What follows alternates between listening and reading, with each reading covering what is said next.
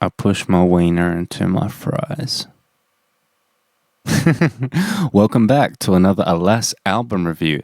Today, I'm pretty sure you know who we're talking about, judging by my crappy little intro. I'm talking about a pretty famous masked metal band. I have their CD right here, their brand new LP. The End, so far. Well, depending on the one that you bought, The End for now. Because I believe there was some copies that were misprinted. Maybe some vinyl copies, I'm pretty sure, that are going to be highly collectible now. I feel very, very sorry for myself that I didn't end up getting one of those copies. But anyway, I don't think they made their way to Australia. Belch. Anyway, we're looking at The End so far today. That's a shot of the disc. All right.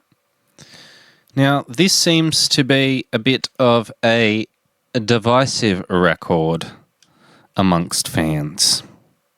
The whole Slipknot fan base, and I don't know why. Honestly, I don't know why. I don't know what's wrong with half of you people.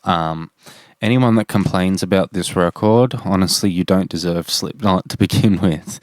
We can't have Iowa every single album. We can't have Volume 3 every single album. We can't have The Grey Chapter every single album. It just can't be. Musicians have to evolve.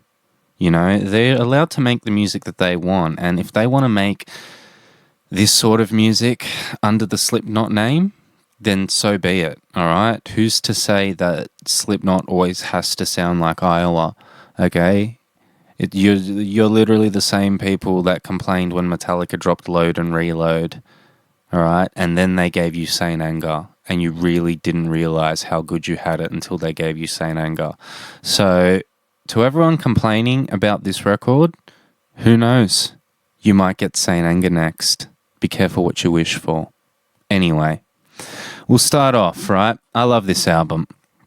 So, it's a bit of a different album. It's a bit more of a pop sort of oriented metal record. And I wouldn't say that like in the terms of like it's a Taylor Swift record or something like that. It's nowhere near to that. It's very, very reminiscent to some old school like Ozzy Osbourne tracks, like back in the 90s. That were really, really cool. It's a very, very rhythmic album. It's not as loud as the previous albums, and it's mixed extremely, extremely well. So yeah, anyway, we'll kick it off. So the album kicks off with a sinister, haunting opening that sticks with you, basically. So it's not really like an album that just... You know, it's an album that sort of creeps in on you and basically... works its way up on you. It's pretty reminiscent of Spiders, another track off their previous album, We Are Not Your Kind. So they've been taking, a bit of inspiration from stuff that they have done in the past and basically, reworked it. And who's to say they can't do that? You know what I mean? Like, who's to say, you can't take inspiration from yourself? If anything, it's quite flattering to, quote unquote, rip off yourself. I feel like it's the perfect opener in terms of the rest of the songs on the record. It sort of lures you in and sort of pulls you in calmly before the chaos of the rest of the record ensues. Don't let the first song fool you, because there is some hardcore stuff on this record. Track 2, The Dying Song, Time to Sing, in little brackets, I guess. Brackets. The Dying Song featuring Time to Sing. Anyway, so it's got an unsettling opening that really amps up what the track has to offer. And then the floodgates open and the song instantly shifts into an absolute rager. The riff work on the chorus is very reminiscent to the All Hope Is Gone era, and the song structure is interesting. It sort of morphs and shifts, it gets like bigger and smaller until it actually just vanishes as quickly as it came. So I'd give this song pretty well like Like, you definitely need to listen to this song. I believe it's one of the singles off this song as well. One of the ones that they may have done. They did some NFT thing with this record. I don't know if that's worth any money to anyone that bought it, but yeah, it was pretty cool to. I heard a snippet of this song just viewing an NFT. So yeah, pretty good song, The Dying Song. Now we get to actually, I believe this is the first single that they released, was the Chapeltown Rag. Now, yeah, I can say that properly. Number 3, yeah, the Chapeltown Rag. Now, I believe everyone's heard this song by now. It was an instant sort of rager from the very, very first words that Corey spoke. Read it all about it if you want to know, something like that. It's classic Slipknot. It's heavy. It's sort of reminiscent to, I feel, maybe like Psychosocial, sort of, in terms of like its tempo and all that sort of stuff. And yeah, other than that, it's just classic Slipknot. You can't really say anything else about it. It's just classic Slipknot. It's an amazing record.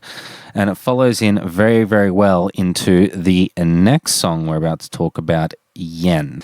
It's a very, very slow burner. It's akin to something that you're going to hear on The Grey Chapter or We Are Not Your Kind. It's got a great transition into the chorus with the vocals, basically controlling the dynamics. Corey did a very, very good job with that in terms of making it very, very defined as to whether you're in the verse or in the chorus. As to what he's singing, he just bursts out in the chorus.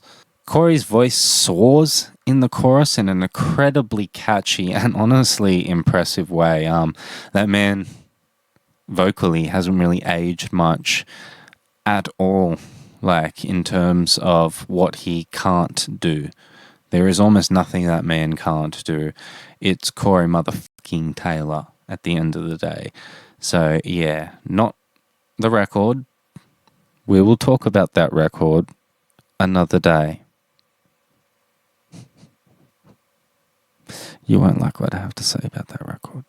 Anyway, Yen is a great song, and yeah, like I said, slow burner, beautiful track, amazing chorus, and yeah, Corey's vocal delivery on this song cannot be beat. Now, the next song we're going to talk about is Hive Mind. And now, off the rip, when you hear this riff, you know it was written to be played live, and you know noses, necks, ribs, penises, femurs, little toes, big toes, and your mama's back is being broken in the pit to this song. It's again classic Slipknot. What can I say? The verses have some very, very good call and response work, and again, you can just tell that when the chorus kicks in and the riff, it's going to be a crowd favorite at shows. I can see them playing this, and I can see the highlight reel just going with all the circle pits all around the world being created, all the shoes being lost, all the wallets being dropped, all the fans passing out, and all the fans being picked back up. Because that's what we do at metal shows when you fall down. Anyway, that is an absolute amazing song. Cannot say nothing else about it that's bad. Can say more good things about songs on this record, though. Let's keep going. So we get to the middle of the record here, and we're talking about track 6 now. Track 6 is called Warranty. Warranty is yet another textbook Slipknot riff, but nonetheless, still iconic. I don't know if Jim wrote many riffs on this record. He came out and said he had a hard time writing this record, even picking up his guitar. He seemed to have gone through a bit of a depression throughout COVID and all that sort of stuff. So yeah, I don't know how much of the work on this album is actually Jim Root's work.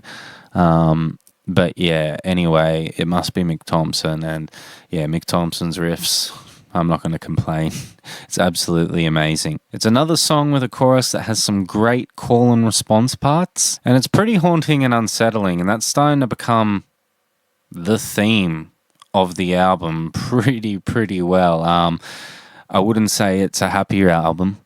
I wouldn't say it's happier than We Are Not Your Kind. If anything, I'd say it's darker than We Are Not Your Kind. It's darker than The Grey Chapter. It's probably one of the darkest records, bar maybe Iowa, in terms of where it goes mentally and all that sort of stuff, and how deep we get to go into Corey and the rest of the Knots' minds. Now we're talking about track 7, Medicine for the Dam. It opens with probably one of the best soundscapes I've ever heard on a Slipknot album, and then again, it cracks into this amazing riff, one of the best riffs, again, that I've ever heard on a Slipknot album. It definitely has that Slipknot quality to it, but there's something very reminiscent of like that mid to late 80s sort of classic metal to it. The chorus has one of my favorite melodies that I've heard all year. The descending nature of it basically just grips you, and it honestly just doesn't let you go. It's something that's going to get stuck in your mind, and is one of the most perfect hooks I've heard on a Slipknot album in a long, long time. Now, the next song we'll be talking about is track 8. I was about to say 9. It's track 8, Acidic. Now, this track is pretty bluesy, elegant, and aggressive. The lyrical content is pretty great too, I have to say. There's not really much else you can say about this record other than it's a damn catchy song as well. So yeah, that's a song you definitely need to check out. Now, the next track we're going to be talking about is track 9, Heirloom. Now, Jay Weinberg kicks off this track, and that is pun intended, but that is going to set the precedent for what you're in store for. Sid comes in second, absolutely tearing it up with his scratch work. Honestly, this is the most I've heard of Sid Wilson on any Slipknot record, probably because it's mixed extremely well. I don't have to go into the actual stem files to see and hear what's going on, so yeah, I can hear Sid pretty well, and it's great to hear him on this record. While the track only clocks in at over 3 minutes and 31 seconds, it just feels like it's a little bit too short. You know, you feel like you're left wanting just a little bit more, but honestly, that's the sign of great songwriting, and if that's the case and that's the feeling that I'm getting from it, then that's the perfect length that the song should be. Because I'll just keep going back and I'll keep playing it. To any one of my musician friends watching it, write down that note. Now, the next track we're going to be talking about is a track called H377. Now, I believe if you turn that upside down, it will spell hell with the numbers. And aptly titled, this track feels the most restrained, sort of, until it bursts out into an unrelenting verse. And the samples that end the track lead perfectly into the next track we're about to talk about, called De Swee?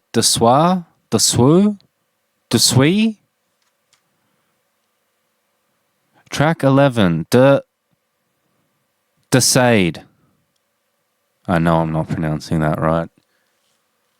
I was just checking to see if there was any maggot trying to climb through my window to fucking choke me. The way the vocals move through the guitar riffs and the drumming is superb, an incredibly stellar performance from the 9. The vocal melodies are rapturous and bellowing. The vocal melodies are rapturous and burrow deeply into the skin. It's bellowing and haunting, and it basically turns the song into a giant hook. The solo is done absolutely beautifully as well. The guitars pan basically left to right with Mick Thompson and Jim Root trading riffs and shredding back and forth for about 40 seconds. That's honestly just absolute guitar bliss. And now this leaves us with our last song, Finale. What a perfect title for the song that ends the record. I don't think you could come up with a better song other than The End. Well, I guess the album's called The End so far, so this is the finale on The End. So the beginning of the opening has a bass line that's very, very reminiscent to the mid-2000s Iron Maiden album Brave New World. It's very catchy and it's sort of anthem-like. So, like I said, those are the sort of influences that the whole album has been sort of structured around. It sounds very Iron Maiden-y in certain parts. It sounds very Ozzy Osbourne in other parts. It sounds very Slipknot-y in some parts. And sometimes it even sounds stone sour. The end is a triumphant, catchy yet somber reflection of the whole album itself. And honestly, it is one of the best closes that I've heard on an album in a long time. They definitely put their thought into it. And it truly is the end to an out of this world experience.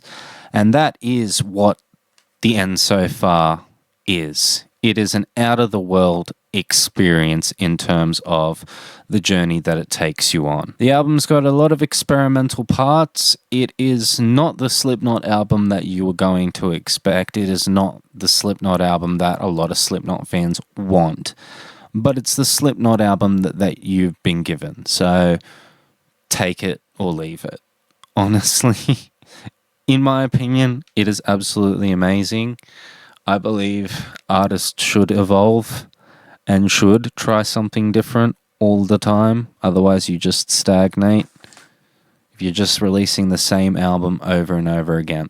So personally, me, out of 10, in terms of up against the rest of their other discography, I'm going to give this, not even joking, a 9.5 out of 10. Because it is the first album where they have truly tried something different. Truly. So let's just say it is what it is. It's an album that stands out, and it's an album that I believe has hit the top of Billboard. So again, you can't really take anything away from them. You can't really say anything about that. They're the ones that are successful. So at the end of the day, I have been Mikki from Alive Like a Suicide. I hope you have enjoyed my album review on Slipknot's The End So Far. Be sure to go listen to Shell Shocked and text Triple J to play our song, and also go comment on Short, Fast and Loud's Instagram page about your favorite band no one knows about. I have been Mikki. You have been awesome. Thank you very, very much. Mwah. Peace.